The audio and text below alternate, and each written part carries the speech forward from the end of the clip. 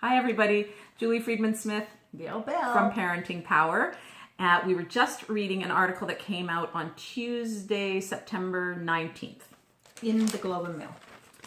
Yes, so it's backwards showing it to them. But the title, read it. The title is Apps parents don't have to feel guilty about. And so apps parents don't have to feel guilty about.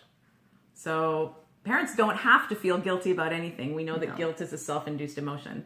Here's the trigger. So this is an article by Michelle Higgins, Best of Intentions, some interesting apps for kids of different ages. Starting at age 1.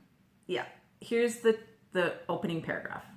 To help maintain order in the back seat and starve off mid-air meltdowns, do yourself and fellow passengers a favor.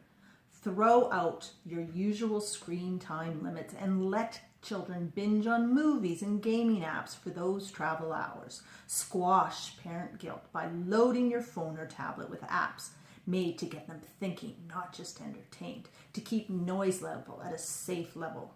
Oh, and then it goes on to the proper earphones you should be buying that cost more than $100. So, so to help stave off mid-air meltdowns and to maintain order in the back seat. So then Gail and I just kind of, Yeah. Which is not to say that when you're doing a long plane trip that your kids can't be on Or even screens a long or a long car trip. trip. For Definitely. some of the time. They're saying throw out any limits. Let your kids binge on movies and gaming. Right. So, can you agree. guess what we're going to say? We don't agree. And part of the reason we don't agree is because some of the suggestions here are apps for kids between the ages of 1 to 4. And something that, the American Pediatric Association recommends no screen time. No, the American, sorry, Jules. No. The American Pediatric Association recommends 30 minutes max a day. The Canadian Medical Pediatric Association came out and said they can say that because American Medical Association or Pediatric Association said they're going to have it. So let's put it at 30. The Canadian Pediatric Association last February, I believe, said, who cares? We know it's bad for them. None. Under the age of 2. Yeah. So that's number 1. Number 2, if the next level is that if your kids between the ages of 0 and 5, I believe, are on devices, you need to be with them. This is something that you're doing together. Yeah, you're talking about it. You're doing the activities together. There's a lot of great educational stuff out there. Mm-hmm. So to throw your kids in the back seat between the ages of 1 and 4 with a device, we have to say, please don't do it. Mm-hmm. Cars are for singing and telling stories and connecting. And that's what we're doing with our kids. And kids are capable. They totally are. My goodness, what did the millions of children do in the backseat of the car before? Which is not to say you're not going to have kids poking and prodding and pulling hair. And at Parenting Power, we always talk about when our kids are misbehaving, it's teaching us as parents, hey, we need to teach them a new way to belong. We need to teach them how to sit in the back seat without poking and prodding people. And so that's part of our job. Yeah, and you do also, we want to share so much and we don't want to miss anything, but you don't have to be engaged with them 24/7 either. They need to learn that sometimes other conversations are happening. Yes. But what are we doing, how are we setting them up for success when those times are happening?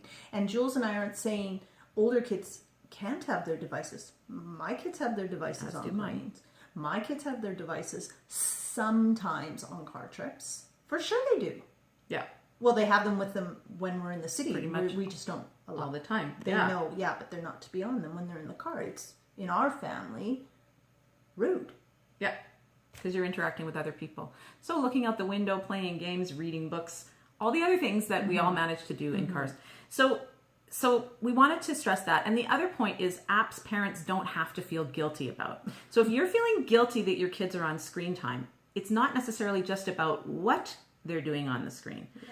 So when we talk about our kids being on screens, there are 3 things to consider, right? Yeah. The what, the where, and the when. That's right. And we can't just throw one out. Yes.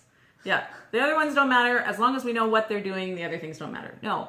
Where are they on their screens? And consequently, where are they not using screens? Yes. When? For how long? Is it while they're doing something else that they need to be doing? Or do they focus on that, then put it down and go and do something else? That's right. So these are the things we can get clear about. And when we are clear about that as a family, and we share those expectations and we follow through and hold our kids accountable, then there is no need to feel guilty about it. That's right. Well, there's no need to. You don't feel guilty about it because you know that you've made a plan and you're doing it. Or if you feel guilty, take that opportunity to say, man, we need to address this, and we can. Yes. So parenting power, you have the ability to affect change. If you are spending time feeling guilty about something, don't just worry about what apps your kids are on. Do some real soul searching about what's right for your family. And if it's different than our families, that's fine, because we are different from each other in our families, the way we handle certain things. And just get clear about what you want and communicate it and hold kids accountable. And you cannot disregard the research around our children and how screens are affecting them positively and negatively. Yeah, for sure. If you want to know more, please give us a call or send us a question, and we'll talk to you next time.